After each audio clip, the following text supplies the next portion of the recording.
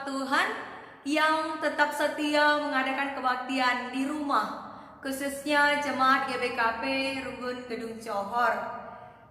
Pada hari ini firman Tuhan yang sampai kepada kita diambil dari kitab Tawarik dari Perjanjian Lama, 1 Tawarik pasal yang ke-16 ayat 31 sampai ayat 36. Mari kita baca bersama-sama. Demikian isinya. Biarlah langit bersukacita dan bumi bersorak-sorak. Biarlah orang berkata di antara bangsa-bangsa, Tuhan itu Raja. Biarlah gemuruh laut serta isinya. Biarlah beria-ria padang dan segala yang di atasnya. Maka pohon-pohon di hutan bersorak-sorai di hadapan Tuhan, sebab ia datang untuk menghakimi bumi. Bersyukurlah kepada Tuhan, sebab ia baik, bahwasanya untuk selama-lamanya kasih setianya. Dan katakanlah, selamatkanlah kami ya Tuhan Allah, penyelamat kami, dan kumpulkanlah dan lepaskanlah kami dari antara bangsa-bangsa, supaya kami bersyukur kepada nama-Mu yang kudus dan bermegah dalam puji-pujian kepadamu. Terpujilah Tuhan Allah Israel dari selama-lamanya sampai selama-lamanya. Maka seluruh umat mengatakan, amin, pujilah Tuhan. Demikianlah firman Tuhan yang menjadi renungan bagi kita. Jemaat yang dikasihi Tuhan, pada minggu Jubilate ini, tema yang sampai kepada kita adalah bersorak-sorailah di hadapan Tuhan. Berbicara tentang bersorak-sorai, apakah biasanya yang membuat saudara-saudari bersorak-sorai? Mari kita lihat beberapa contoh yang membuat kebanyakan orang bersorak-sorai dari video berikut. Hangs it up for Ronaldo. Oh, Settles, shoots, scores! Cristiano again!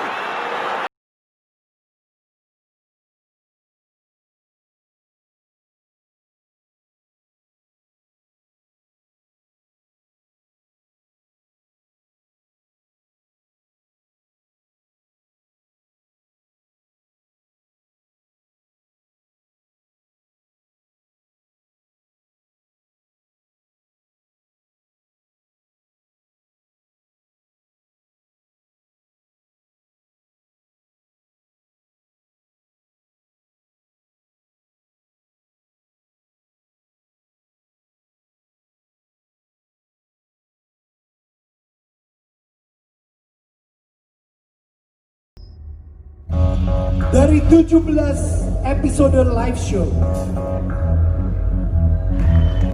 bahwa pemenang Indonesian Idol season 10 ini adalah Indonesia memilih Lyodra Camilla Jeanette Indonesian Idol season 10. Apa yang saudara-saudari lihat yang membuat orang bersorak-sorai? Ada yang bersorak-sorai karena tim sepak bola jagoannya berhasil mencetak gol. Ada juga yang bersorak-sorai karena penampilan penyanyi atau pemain musik yang ada dalam sebuah konser, penampilannya begitu memukau. Ada juga yang bersorak-sorai ketika idolanya menang, menjadi juara 1, seperti video yang terakhir tadi, di mana seorang Putri Karo beruginting menjadi pemenang Indonesian Idol yang disambut dengan sorak-sorai sukacita. Pertanyaan bagi kita sekarang, apakah bersorak-sorai hanya bisa kita kumandangkan ketika harapan sesuai dengan kenyataan? Mari sebelum kita menjawab pertanyaan tersebut, kita mau memperdalam konteks kitab Tawarik yang menjadi bahan khotbah kita pada hari ini. Dan sini merupakan nyanyian syukur Daud kepada Tuhan sebab penyertaan Tuhan dalam kehidupan bangsa Israel. Daud dan semua bangsa Israel bersorak-sorai karena tabut perjanjian Allah yang telah hampir 20 tahun lamanya tinggal di Kiryat Yearim akhirnya kembali. Karena pada zaman Saul dan sampai kematian Raja Saul, tabut perjanjian Allah itu tidak ada yang peduli. Maka ketika itu Daud tengah berusaha bersama dengan para imam dan orang Lewi dan semua keturunan Lewi untuk mengembalikan tabut perjanjian Allah ke Yerusalem. Kenapa mereka sangat bersorak-sorai? Karena sebelumnya kalau kita baca dari pasal 13 sampai ke 15, sebelum tabut perjanjian Allah itu sampai ke Yerusalem, mereka sudah berusaha. Daud telah berusaha dan gagal. Ketika itu terjadi sebuah kecelakaan di mana lembu-lembu pembawa kereta yang membawa tabut tersebut tergelincir, sehingga seorang keturunan Lewi bernama Uza dengan refleks menangkap tabut perjanjian Allah yang mengakibatkan Tuhan murka, sehingga si Uza mati seketika itu juga.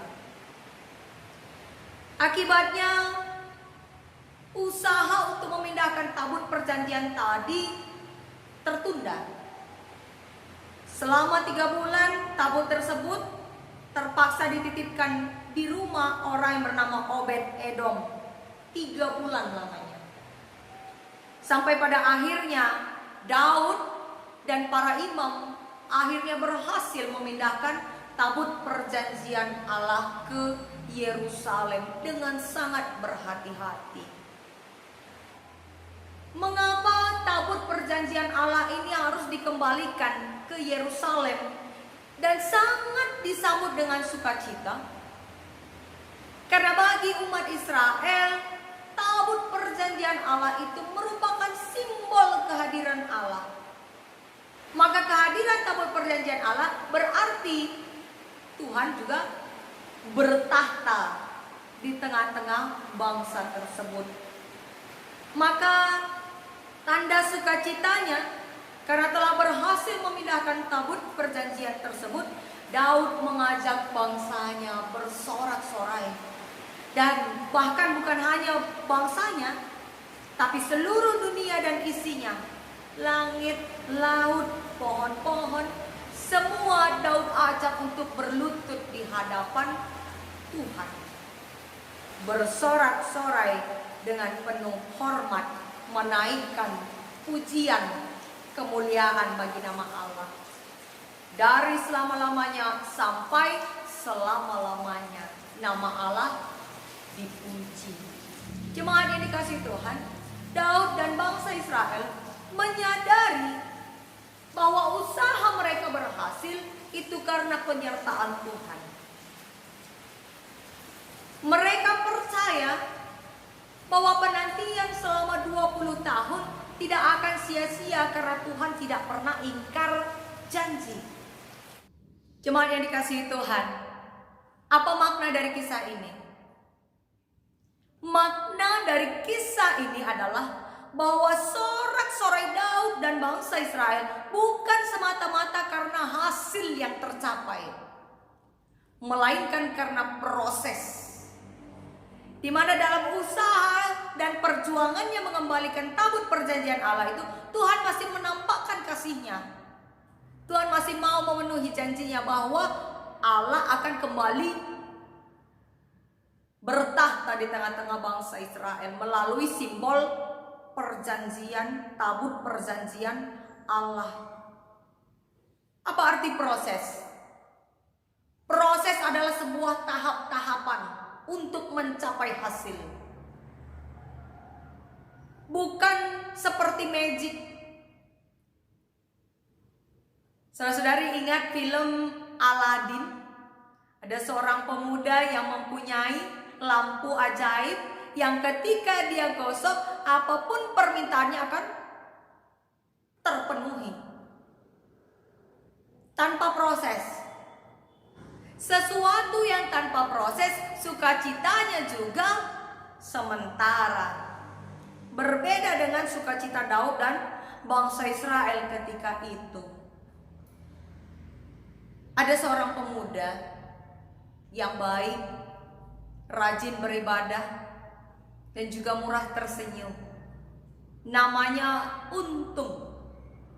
Maaf kalau ada kesamaan nama, bukan disengaja. Untung ini suatu kali mengalami kecelakaan yang mengakibatkan tulang kaki kirinya patah. Bisa kita bayangkan tulang kaki kiri patah, sehingga dia tidak bisa beraktivitas seperti biasa. Tapi dia tetap mampu tersenyum. Bahkan ketika orang lain datang untuk menguatkan dan menghiburnya, si Untung berkata, "Saya masih bersyukur. Untung tidak dua-duanya kaki saya patah. Untung masih bisa bersyukur." Setahun kemudian setelah kakinya pulih, ia berencana menikah dengan seorang gadis pujaan hatinya. Tetapi 1 bulan sebelum pemberkatan pernikahannya, si gadis ketahuan berselingkuh, tidak setia. Tetapi si Untung berkata, "Puji Tuhan, untung Tuhan nampakkan sekarang sebelum kami menikah." Orang lain melihat itu sebuah kemalangan, tapi si Untung merasa itu sebuah keberuntungan. Masih bersyukur dia. Dan kemudian Tuhan mempertemukan si Untung dengan gadis yang benar-benar mencintainya, dan mereka pun menikah. Yang mau saya sampaikan adalah bahwa sorak-sorai tidak selalu karena keinginan dan harapan kita terwujud,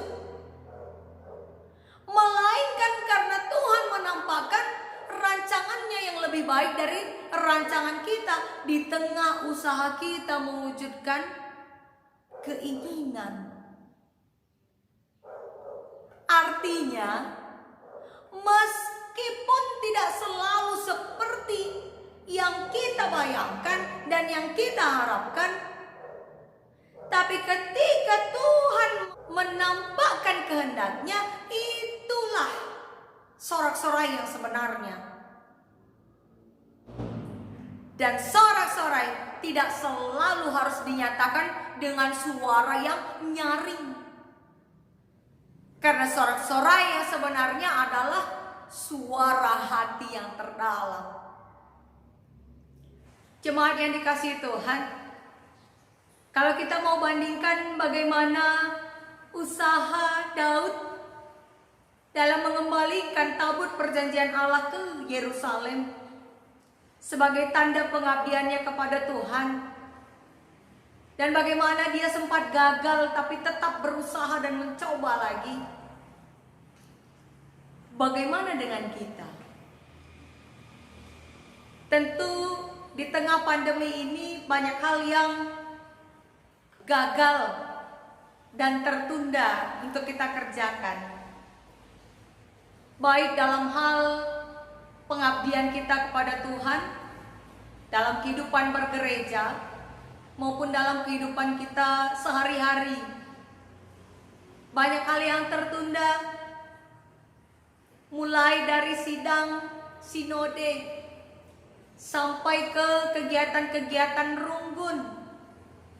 Bahkan dalam kehidupan sehari-hari, tidak sedikit anak-anak Tuhan yang batal mencari pekerjaan karena mengikuti anjuran pemerintah untuk berdiam di rumah. Bahkan ada juga yang batal menjenguk anaknya ke luar negeri Ada juga yang gagal meningkatkan usahanya di tahun ini karena ternyata kenyataan tidak sesuai perkiraan. Ada juga yang batal dan harus menunda pesta pernikahannya. Juga ada yang harus batal melanjutkan sekolah ke luar negeri. Bahkan ada yang malah sakit. Ada juga yang kehilangan pekerjaan.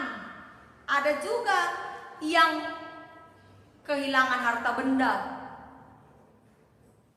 Ada banyak pergumulan kita saat ini. Maka mungkin pertanyaannya, bagaimana kita bisa bersorak-sorai kalau keadaan seperti ini? Saat ini adalah proses di mana Tuhan sedang merancang kehidupan kita.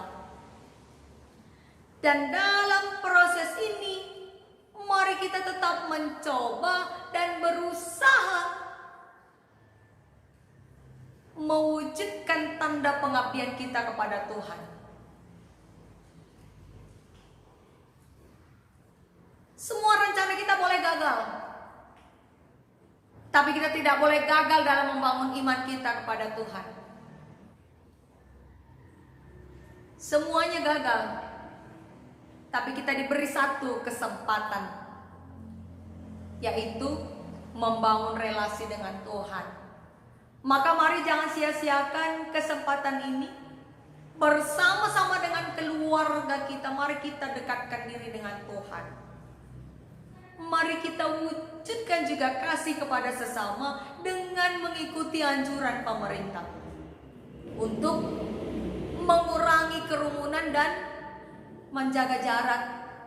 Saat ini masih banyak orang-orang yang berkeliaran keluar rumah bukan karena suatu kepentingan yang mendesak. Masih banyak juga orang yang masih menghabiskan waktu di warung kopi atau nongkrong di kafe-kafe, jalan-jalan tanpa menggunakan masker. Bagaimana pandemi ini bisa berakhir kalau tidak disertai dengan usaha dan perjuangan? Saya yakin orang Kristen pasti peduli dengan sesama. Saya yakin orang Kristen pasti ikut berusaha dan berjuang memutus rantai penyebaran virus ini. Maka sekarang marilah hidup sebagaimana orang arif, bukan sebagaimana orang bebal. Nasihat Rasul Paulus dalam bacaan kita yang pertama tadi mengingatkan agar kita hidup tidak seperti orang bebal, melainkan seperti orang arif. Apa bedanya? Orang bebal adalah orang yang hanya memikirkan dirinya sendiri dan merasa dirinya paling benar.